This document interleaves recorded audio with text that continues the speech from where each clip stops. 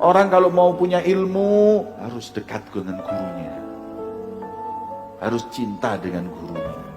Gak ada orang alim yang dia dibenci dengan gurunya. Gak ada orang punya ilmu yang manfaat yang dia dibenci dengan gurunya. Sebodoh apapun kalau kau dicintai gurumu manfaat.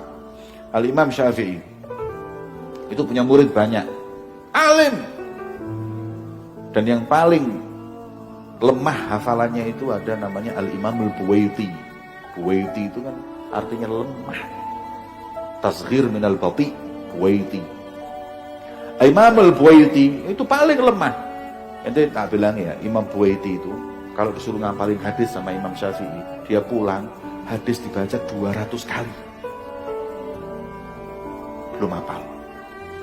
Ada nggak di antara orang ini yang ngapalin kitab Mukhtar hadis, kemudian satu hadis mulangi 200 kali? Ada? Paling itu 20, 30, bilkatir khamsin marrah, apal. Ini 200 kali, sekali duduk 200 kali dibaca, mesti nggak apal. Sampai dalam riwayat disebutkan tetangganya yang denger ini apal semua. Tetangganya ini apal semua, saking diulang ya semuanya apal. Imam Buwaiti belum apal. Tapi Imam Buwaiti cintanya sama Imam Syafi'i hingga Imam Syafi'i cinta kepada beliau.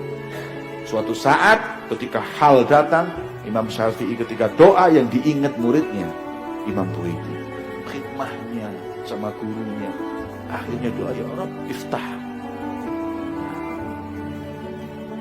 Al-Buwaiti futuhal arifi, doa tapi doa karena ingat gurunya, karena cintanya dia kepada gurunya, dan dari hati cintanya, bukan tasonno, bukan cinta yang dimain-main, bukan cinta yang cuma mendapatkan kedekatan dengan guru, tidak, dari hati memang cinta sama gurunya. Apa yang didapat akhirnya? Ketika meninggalnya Imam Syafi'i, idza ikhtalafa ashabus Syafi'i fal qaul qaulul Buwaiti. So, kalau apabila ashab Syafi'i berbeda pendapat, yang paling kuat pendapatnya Imam Buwaiti. Paling manfaat ilmunya.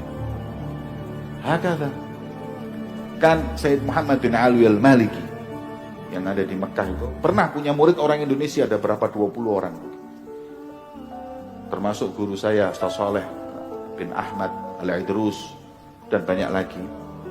Ada satu, syuf, kan beliau itu ke villa. Muridnya diajak pergi ke villa, sampai di villa mungkin karena nggak dipakai lama, WC-nya itu kotorannya naik. Kotorannya naik, Sayyid Muhammad waktu mau pesan, lihat kotoran naik seperti itu, nggak bisa. Siapa yang mau buang air besar di WC yang kotoran full, risih.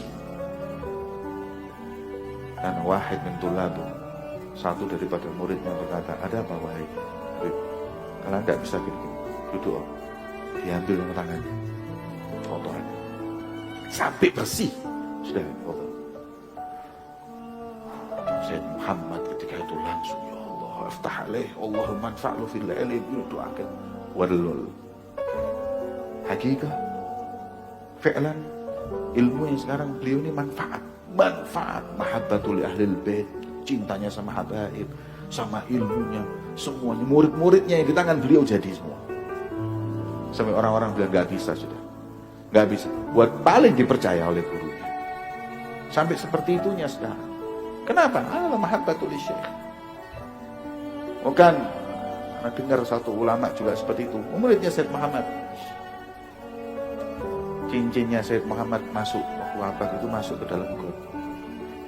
Kan cincin anak masuk, nyemplung jur jari, got wasah, nggak apa-apa demi guru.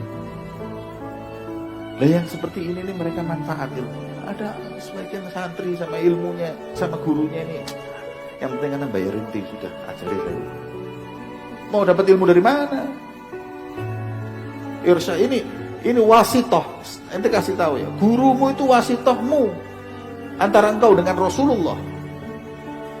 Gimana mau dekat dengan Nabi kalau kau nggak dekat dengan wasitohnya Rasulullah?